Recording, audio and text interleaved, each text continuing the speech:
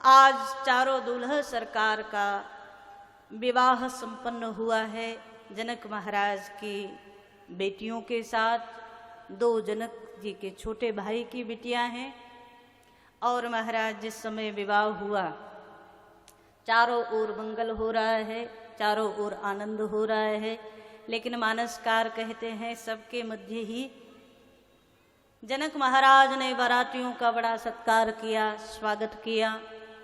जब विवाह की सब रीतियां पूर्ण हो गईं तो आज जनक जी के भवन में ही एक विशेष कक्ष बनाया गया, उसे कोहबर कहते हैं। तो श्री भगवती जानकी जी की जितनी सखियां थी ना, वो सब सखियां आज चारों दूल्हा सरकार को लेकर आई कोहबर में। कोहबर जानते हो? जानते हो? अच्छा, कितने लोग जानते हैं? ऐसे ही अंदाज नहीं लगाना, अगर जानते हो तो सही। कितने लोग जानते हैं? बहुत कम लोग जानते हैं।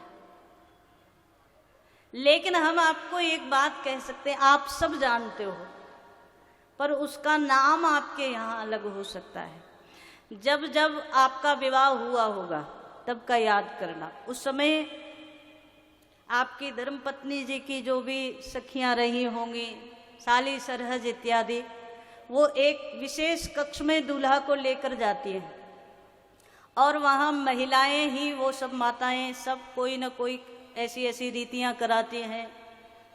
कई बार 2 बत्तियां रख देती हैं, अब बताओ कितनी है। ऐसे ही होता है, हमें कैसे पता? आप ही लोगों ने बताया कभी कोई। अब अगर दूल्हा कह दे कि 2 है तो सारी जितनी माताएं होती हैं सब ताली बजा के हंस जाती हैं, बोले ये तो आपके पिताजी की संख्या पूछ रहे थे, 2 है इसका मतलब। अब बताओ आप, ये कौन सी गणना है? और इतनी अनेक अनेक परंपराएं अपने अपने क्षेत्र के अनुसार अलग अलग तरीके से होती हैं। तो यहाँ जनकपुर में भी महाराज जब भगवान का विवाह संपन्न हो गया तो भगवान को चारों दूल्हा सरकार को लेकर के आई हैं श्री भगवती जानकी की सखियां। और ये सखियां बड़ी चतुर है महाराज। आप मानस में पढ़ेंगे ना तो चतुर सखी लखी कहा बुझाई। श्री भगवती जानकी के साथ जितनी सखियां हैं सब बड़ी चतुर है। आज तो मौका मिल गया, भगवान दूल्हा बने हैं, सो लेकर के आई। कोहबर कहते हैं उस कक्ष को जहाँ साली सरहज दूल्हा से जो भी हंसी मजाक विनोद करे, उस स्थान को कोहबर कहते हैं। और मानसकार दर्शन करा रहे हैं, क्या पावन सुंदर।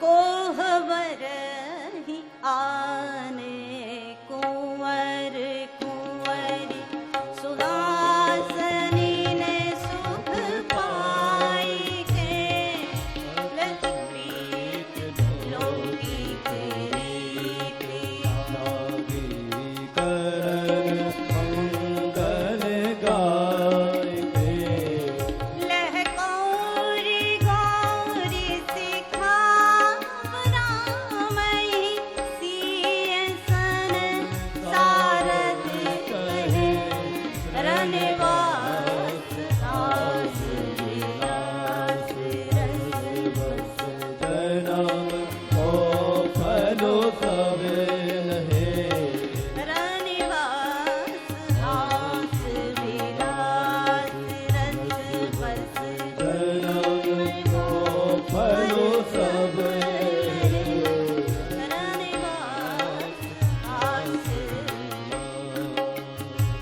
मानस में बड़ा ही सुंदर, बड़ा ही पावन दर्शन आया। भगवान को लेकर के आई कोहबर में और सब सखियां भगवान से विनोद करने लगी। एक सखी तो बोल पड़ी कि देखो वैसे तो सब बढ़िया, लेकिन ये एक चीज हमें समझ नहीं आई। यहाँ जनकपुर में बगैर बुलाए आए, राम जी की ओर देखा, हमारे जनकपुर में किसी ने बुलाया ही नहीं, बिना निमंत्रण के चले आए। लक्ष्मण जी ने भगवान की ओर देखा, महाराज इतना बड़ा अपमान कर रही हैं, कह रही हैं हमने तो बुलाया ही नहीं, बगैर बुलाए आ गए। श्री भगवान धीरे से लक्ष्मण से बोले, लक्ष्मण भैया इसमें गलत क्या कहा? अरे सच्चाई तो है ना, इन्होंने कब बुलाया था? निमंत्रण तो गया था विश्वामित्र महात्मा को, हम तो साथ साथ चले आए, तो बगैर बुलाए ही तो हुए। एक सखी बोली, बगैर बुलाए आए तो कोई बात नहीं, लेकिन बन बैठे मेहमान रघुबर राम, बिना बुलाए आए और हमारे नगर में आकर के दूल्हा बन गए। एक सखी बोल पड़ी कि अरे यहाँ हमारे नगर में आकर के सीना तान करके चल रहे थे, हमारे नगर में जनकपुर में। अब लक्ष्मण जी धीरे से बोले, भैया कभी कहती हैं बगैर बुलाए आए, कभी कहती हैं कि आप यहाँ अतिथि बन गए, कभी कहती हैं अहंकार में चल रहे। महाराज मैं जाऊं क्या? तो एक बार तो राम जी बोले कि लक्ष्मण भैया ज्यादा कुछ बोलने की जरूरत नहीं है। लक्ष्मण जी बोले, महाराज कुछ जगह तो ऐसी हैं जहां बोलना चाहिए, ये ससुराल वाला मामला है ना, यहाँ नहीं बोलेंगे तो काम बिगड़ जाएगा। तो भगवान बोले ठीक है चले जाओ। मानस में दर्शन आया और देखो बड़ी प्यारी कथा मानस की। यहाँ जैसे ही लक्ष्मण जी आए सब सखियों के मध्य, धीरे से बोले कि अच्छा अभी अभी आपने क्या कहा था, हमारे भगवान बिना बुलाए आए? तो सखियों ने कहा ये तो सच्चाई है। लक्ष्मण जी बोले, मेरे भगवान बड़े करुणावान हैं, मेरे भगवान बड़ी कृपा करने वाले हैं। कैसे पता चला महाराज? सो सखियों के बीच में लक्ष्मण जी बोल पड़े, मेरे भगवान बगैर बुलाए आए तो सब जनकपुर वासियों पर कृपा करने के लिए आए और कोई कारण नहीं था। तो सखियों ने देखा कि छोटे सरकार ज्यादा खोटे। अच्छा महाराज जनकपुर वासियों पर कैसे कृपा? तो लक्ष्मण जी बोले, जिस समय हमारे भगवान जनकपुर की गली गली में घर घर के दरवाजे से निकले, उस समय आप सभी जनकपुर वासी दौड़े थे और मानसकार ने कहा, धाये धाम काम सब त्यागी, मनहु रंक निधि लूटन लागे। मानो जन्म जन्मांतर के भिखारी को धन मिल गया हो, खजाना मिल गया हो और दोनों हाथ से वो लूटने लगे, ऐसे मेरे भगवान की सुंदरता को जनकपुर वासी लूट रहे थे। लक्ष्मण जी बोले, अरे आप सबके नेत्रों को धन्य करने के लिए मेरे भगवान आए। एक सखी बोली, अच्छा इस बात का ज्यादा अभिमान है कि बड़े सुंदर हैं, सुंदरता को लूटने के लिए सब आए। सो एक सखी धीरे से बोली, छोटे सरकार सच्चाई तो ये है, आपको क्या लगता है आपके भैया ज्यादा सुंदर हैं? सो लक्ष्मण जी बोले, इसमें लगने की क्या बात है, हमारे भैया तो है ही सुंदर। ये सखी बोली, आपको ऐसा लगता होगा पर ऐसा है नहीं। तो लक्ष्मण जी ने कहा, आपने कैसे कहा कि नहीं है? तो ये सखी बड़ी प्यार से बोली, एक बार हमने दर्शन किया था, जब पुष्प वाटिका में आपके भैया थे ना, उस समय हमारी श्री भगवती किशोरी जानकी जी को देखा और महाराज एक बार किशोरी जानकी जी की सुंदरता देखी। सो ये सखियां बोली कि जानकी जी की सुंदरता को देख करके आपके भैया पसीना पसीना हो रहे थे, ये दर्शन हमने किया था। तो ज्यादा सुंदर कौन हुआ? भाल तिलक श्रम बिंदु सुहाए। एक तो बोल पड़ी कि नहीं ऐसा है। ये जितनी माताएं बीच में उठ रही हैं उनसे हमारा विशेष निवेदन है, केवल 10-15 मिनट आप लोग बैठे रहो। जिनको भी पूजन करना है वो सभी लोगों को मौका मिलेगा, आप लोगों को भी मौका मिलेगा। ये बीच में से जो आप लोग आते हो ना, तो कहीं ना कहीं कथा का क्रम भंग होता है। आप लोग सब बैठे रहें, अभी बीच में कोई ना आए। जब आपको मौका मिलेगा तब आप भाव से पूजन करना, भगवान के चरण प्रक्षालन करना, लेकिन अभी बीच में कोई नहीं। मानसकार बड़े भाव से दर्शन करा रहे हैं। आज यहाँ सखियों ने कह दिया लक्ष्मण भैया से, सरकार आपके भैया सुंदर हैं ऐसा आपको लगता है, लेकिन सच्चाई यह है वहाँ जैसे ही किशोरी जी को देखा तो भगवान के माथे पर पसीना आया, ऐसा मानसकार ने लिखा। तो लक्ष्मण भैया ने राम जी की ओर देखा, भैया ऐसा हुआ था क्या? तो भगवान धीरे से बोले लक्ष्मण हुआ तो था। मानसकार ने भी लिखा ना, भाल तिलक श्रम बिंदु सुहाए। लक्ष्मण जी ने कहा अगर हम ये कहने कि ऐसा ही हुआ था तो हमारी तो हार हो ही जाएगी, भैया की हार हो जाएगी। तो लक्ष्मण जी बोले अरे उसका कारण दूसरा था। सखियां बोली अच्छा सरकार क्या कारण था जरा बताओ। लक्ष्मण जी बोले बात ये थी हमारे भगवान इतने सुकोमल हैं कि जब भगवान पुष्प तोड़ रहे थे ना तो पुष्प चयन करने में भगवान ने हाथ में दोना ले रखा था और लक्ष्मण जी ने बढ़िया बात बनाई कि भगवान उन पुष्पों का भार भी सहन नहीं कर पा रहे थे, इसलिए भगवान को पसीना आया। इतने सुकोमल हमारे भगवान हैं। एक सखी बोली लाल जी जरा आपने जो कहा तो हमारी बात का भी उत्तर दियो। लक्ष्मण जी बोले क्या? तो ये सखी बोल पड़ी अच्छा आपके भैया इतने कोमल हैं, 2-4 पुष्पों का वजन भी नहीं उठा पा रहे थे इसलिए पसीना आया। तो लक्ष्मण जी बोले हाँ।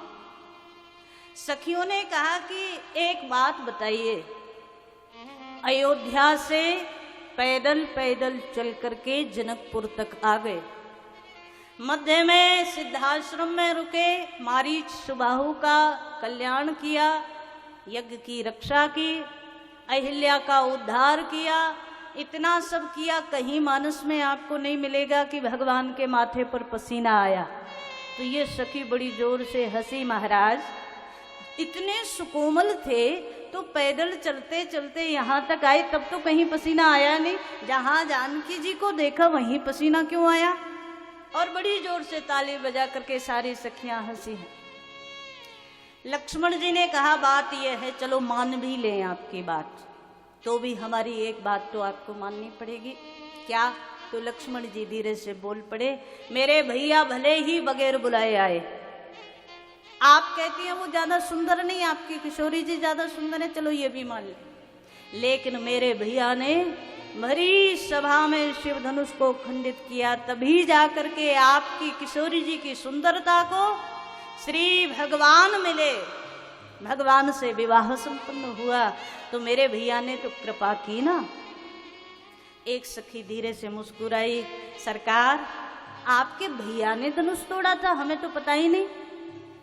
अब लक्ष्मण जी को थोड़ा क्रोध आया, भरी सभा में सबके बीच में मेरे भैया ने धनुष तोड़ा, आपने देखा नहीं? ये सखी मुस्कुराई, हमने क्या किसी ने नहीं देखा। सो लक्ष्मण जी बोले कैसी बात करती हो, सबके बीच में तोड़ा। एक सखी बोल पड़ी मानसकार की चौपाई पढ़ के देखना, जहां गोस्वामी जी ने लिखा काहू न लखा देख सब ठाड़े, भगवान को खड़े हुए सबने देखा पर धनुष तोड़ते हुए किसी ने नहीं देखा। तो ये सखियां बोली हमने तो देखा ही नहीं, कैसे माने? अब लक्ष्मण जी बड़े परेशान, एक भी बात मानने को तैयार नहीं। तो लक्ष्मण जी धीरे से बोले अच्छा एक बात बताओ, मेरे भैया बगैर बुलाए आए, मेरे भैया कोई सुंदर भी नहीं, अब आप कहती धनुष भी उन्होंने नहीं तोड़ा आपके अनुसार, तो आपकी किशोरी जी ने जयमाल हमारे भगवान को कैसे पहना दी, ये आप हमें समझाओ। जितनी सखियां थी सब मुस्कुरा पड़ी। अरे महाराज बात यह है, हमारे जनकपुर में इसको जयमाल नहीं कहते, अयोध्या की भाषा में और यहाँ की भाषा में बड़ा अंतर है। वहाँ जयमाला कहते हैं और जिसकी जय होती है उसको माला मिलती है तो जयमाल हो जाती है, लेकिन हमारे यहाँ इसको हार कहते हैं और जो हारता है उसके गले में पड़ता है माला। बोलो दूल्हा सरकार की। एक सखी तो बड़े भाव से बोल पड़ी महाराज पहुना आप मिथिले में रहो ना। एक सखी बड़े भाव से बोल रही है, राम जी को निवेदन की आप यहीं रह जाइए ना। लक्ष्मण जी बोले क्यों, हम हमारे घर नहीं जाएंगे क्या? तो ये बड़े सुंदर भाव से बोली सरकार वैसे आप मिथिला में रहोगे तो आप ज्यादा लाभ में रहोगे। तो लक्ष्मण जी बोले ऐसा कौन सा लाभ मिलने वाला है? एक एक सखी भगवान से विनोद करते हुए बोल रही है और बड़ा प्यारा पद। एक सखी तो बोल पड़ी छोटे सरकार लाभ तो सबको मिलेगा, लेकिन बड़े सरकार को आपके भैया को ज्यादा लाभ मिलेगा अगर हमारे यहाँ रहेंगे। क्या लाभ मिलेगा? तो ये बड़े भाव से कह रहे हैं।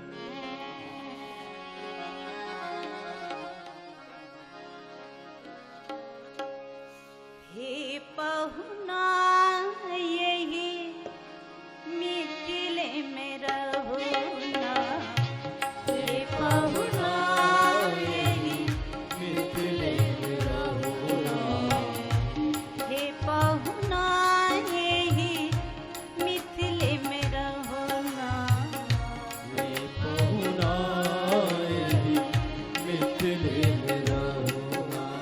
जौने सुखवा ससुरारी में, सुखवा ससुरारी में, जौने सुखवा ससुरारी में, सोने सुखवा ससुरारी में, तोने सुखवा कहूना, हे पहुना यही मिथिले में रहुना, हे पहुना यही मिथिले में रहुना। एक सखी बड़े प्यार से बोल रही है, महाराज क्या लाभ होगा? तो भगवान को बोल रही है, रोज सवेरे उबटन मल के इत्तर से नहवाइब, रोज सवेरे उबटन मल के इत्तर से नहवाइब। एक सखी बोली, आपके भैया काले कलूटे हैं ना, ये हमारे यहाँ रहेंगे तो इन्हें बड़ा लाभ मिल जाएगा। क्या लाभ मिलेगा? बोले रोज सुबह उठ करके हम बड़े भाव से ऊटन लगा लगा करके मल मल के इनको नहलाएंगे। और एक बड़े भाव से बोली, जब रोज रोज ऐसा करेंगे ना तो ये थोड़े ही दिनों में काले से गोरे बन जाएंगे, बड़ा लाभ हो जाएगा। रोज सवेरे उबटन मल के इत्तर से नहवाइब, रोज सवेरे उबटन मल के इत्तर से नहवाइब। एक महीना के भीतर करिया से गोर बनाइब, एक महीना के भीतर करिया से गोर बनाइब। अब कोई हो तो बुरा नहीं मानना महाराज, वैसे सबके लिए बढ़िया उपाय बताए सखियों ने। जो काले हों थोड़े सांवले हों उनके लिए उपाय बताया। और सखियां कह रही हैं, रोज सवेरे इत्तर, रोज सवेरे उबटन मल के इत्तर से नहवाइब, रोज सवेरे उबटन मल के इत्तर से नहवाइब। एक महीना के भीतर करिया से गोर बनाइब, एक महीना के भीतर करिया से गोर बनाइब। एक महीना के भीतर करिया से गोर बनाइब, एक महीना के हरि भीतर बोल। करिया से गोर बनाइब। झूठ कहत ना मानी कन कौआ, टूट कहत ना बानी कन कहूँ, मोकाई कहते हो ना। हे पहुआ यही मिथिले में रहुना, हे पहुना यही मिथिले में रहुना। एक सखी बड़ा बढ़िया बोले, बड़े सरकार यदि आप मिथिला में रह जाएंगे ना तो आपको रोज बढ़िया बढ़िया व्यंजन खिलाएंगे और बड़े भाव से आपकी सेवा करेंगे। वो जो वहां नहीं मिलेगा यहाँ खाने को मिलेगा। लक्ष्मण जी बोले, ऐसी कौन सी चीज है जो हमारे यहाँ नहीं मिलती? हमारे यहाँ जनकपुर से भी बढ़िया बढ़िया खाने को मिलता है। सो एक सखी धीरे से बोली, सरकार बुरा ना माने तो एक बात कहें। तो लक्ष्मण जी बोले कि क्या? तो ये सखी धीरे से बोल पड़ी, जनकपुर से भी बढ़िया आपके यहाँ मिलता है खाने को। तो भगवान बोले, लक्ष्मण जी बोले हाँ। इस सखी ने कहा पहले सुन तो लो, यहाँ खाने को क्या मिलता है। मानसकार दर्शन करा रहे हैं आज यहाँ। ये सखी मुस्कुराते हुए बोल गई, सरकार ये ससुराल है, यहाँ तो गाली खाने को मिलती है, क्या वहां भी मिलती है आपके यहाँ? नित नवीन मन भावन व्यंजन पर सब कंचन थारी।